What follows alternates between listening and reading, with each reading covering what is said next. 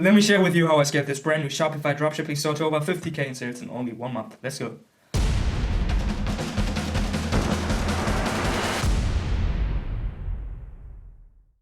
Alright, before we get started, please make sure to smash that like button down below to support me and the channel. Also make sure to subscribe if you're new here, and don't forget to hit the notification bell so that you won't miss any new content. But now let's get started with that video. Okay, so here's a screenshot of the store just after hitting the 50k mark. The reason why I can't show you the original dashboard is that I already sold that store and don't have any more access to it. As you can see here, I started scaling this product starting at around the 10th of June, and I reached the 50k mark just around the 10th of July, so about a month later. And the reason why there's this big downfall is that PayPal started holding all my money after I had my first 3.5k days on that store, and yeah, basically I was paying all my ads with the PayPal account and just wasn't able to continue it then. Now let's actually get started talking about the product. So the way I found this product is I was just scrolling around on AliExpress. Before that I was looking at some products on AliShark that were in the same niche, and yeah, basically AliExpress then just suggested that product to me. The product itself isn't commonly found in stores, so that made it kind of unique and gave it that kind of wow factor. Also another wow factor is that it's kind of customizable, so there's a lot of variants for that product. And also I just found it very early on, so it had around 3,000 orders on AliExpress in total with about 150 daily orders. And yeah, it was just a big uptrend that I was going into. What's kind of interesting about this product is that it's not solving any problem. It's actually not even in any passionate niche at all, so it just had the wow factor. Another thing that seems interesting here is that I was only using image ads to advertise for the product. So instead of using videos, I only tested with images on Facebook and Instagram feeds first, and then expanded to stories and carousel ads. The reason for that is that there were just so many great images of the product, which made it a lot easier to advertise for it. The really cool thing about the product is that the profit margin just was huge. So I bought the product for around $5 and I could sell it for $25, so $20 plus $5 shipping, which is a 5x margin. The product actually is in the jewelry niche, but I can't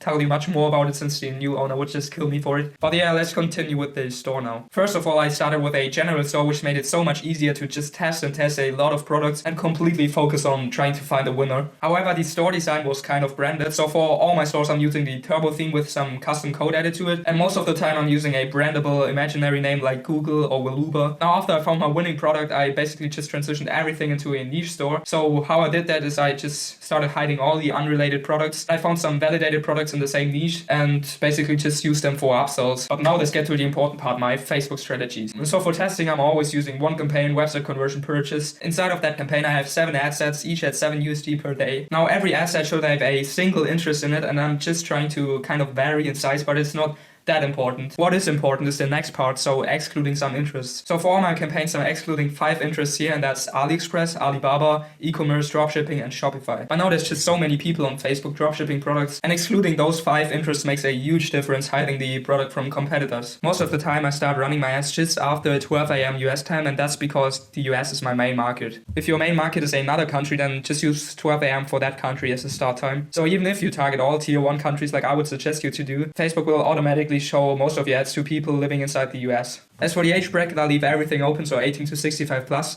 Same thing goes for the gender, so man and woman, and always put English all into languages. That's because you only want people that speak English on your website. Now if your website is in another language, then just put that in here, but all my websites are in English, so I'll just put in English all. As for the placements, most people are only targeting Facebook and Instagram feeds, but you just shouldn't do that. It's just so much more expensive because everybody's doing it, and there's just so many other great placements you can use. I'm actually doing Facebook feed, Instagram feed, Facebook Marketplace, Facebook Instant Articles, and Facebook Search. However, I only target mobile because most of the time desktop traffic just sucks. And for the conversion window, I'm using 1-day click. Now if your product is over, let's say $100, then you can use 7-day click, 1-day view.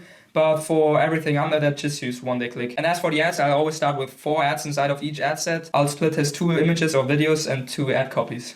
Now one thing to note here is for my strategy, I'll always put 3 to 4 ads inside of each ad set. The reason why is that Facebook will then show each of these ads to a different group of people inside of that ad set. Instead of managing all my campaigns on the ad set level, I'll manage them on the ad level. So I don't turn off any ad sets at all, I just turn off the ad inside of it. Like this, each and every single ad set will have 4 chances to succeed. Now to validate a product, I basically just set up 5 different automated rules here and I just let them run. So the first rule that I set up here is to turn off any ads that spend more than $1.60 and don't have any click yet. So everything above that is just too expensive. Same goes for the next rule, turning off any ads that spend more than $3 with less than 2 clicks. As for the third rule, I'll turn off any ads that spend more than my break-even point, so product price minus product cost, divided by 2.5, and don't have any add to cart yet. And same goes for initiate checkout, but instead of 2.5, I'm using 1.5 here. And the last rule I'll apply is to turn off any ads that spend more than my break-even point and don't have a sale yet. Now let's talk about scaling. Usually I'll always start with scaling horizontally, so I'll launch around 2 to 3 new interests every single day, and I'll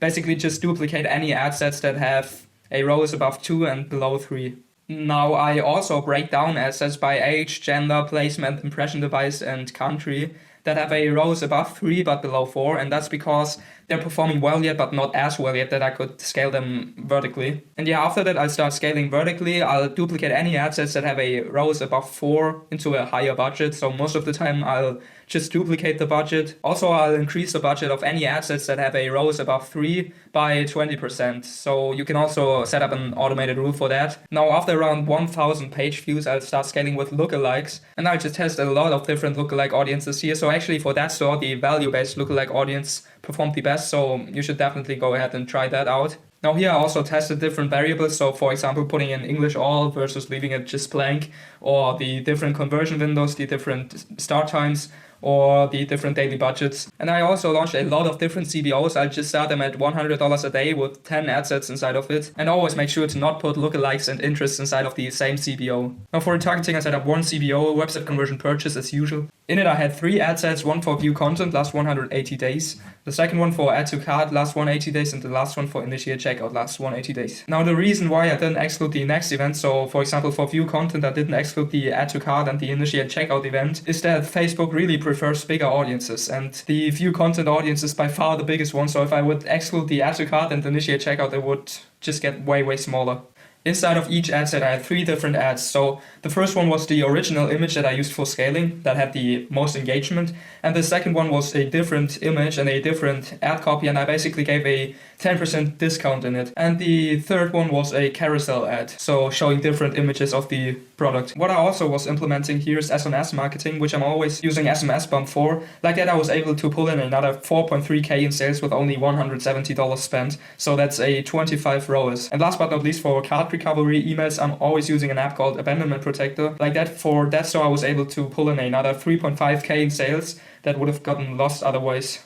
Last thing I'm always doing for all my stores is setting up a brand search campaign. So basically what I did there is I set up, as I said, a Google campaign with the goal sales. As for the networks, I'm only using Search Network, and for the locations, I'll just leave it broad, so all countries and territories. Now for languages, I'll put in English again, and as for the budget, I just started at $5 a day and then check it over time, maybe increase it if there's enough traffic. Now for bidding, I'm doing manual CPC with a max CPC of around 75 cents. And as for the keywords, I usually just take my brand name and my brandname.com. So as an example, we have Valuba and Valuba.com here, so those would be the 2 main keywords. Now after you start making sales and scaling everything, you'll notice that you just spend a lot of time managing your business. Because of that, let's talk about how I kind of automated everything a bit now. As for fulfillment, for the beginning I was using DSERs, which is an app like Oberlo, but the biggest advantage in front of Oberlo is that you can bulk fulfill your orders. So you just press one button and all your orders will be fulfilled. After I reached around 30 orders per day, I started looking for a shipping agent. Now the shipping agent I'm using is making everything so much easier, so he basically just installed an app on my store and don't have to do anything anymore about it. He automatically sources the products, fulfills the orders, and actually you can already start using him as soon as you have 10 orders per day. So if you're interested, just leave me a comment down below or contact me on Instagram and I'll just get you set up with him. Now as for media buying, like I said, I set up a lot of different automated rules, and for some time I was using RevealBot, which is a software which helps setting up those automated rules, but yeah, it's just very expensive and I just switched back to the regular Facebook automated rules. And as for the customer service and project management, I hired a VA to help me with that. I started hiring him after I received around 20 customer emails a day, which was just a hustle. And he also helped me with other things like social media management, replying to comments on Facebook and stuff like that.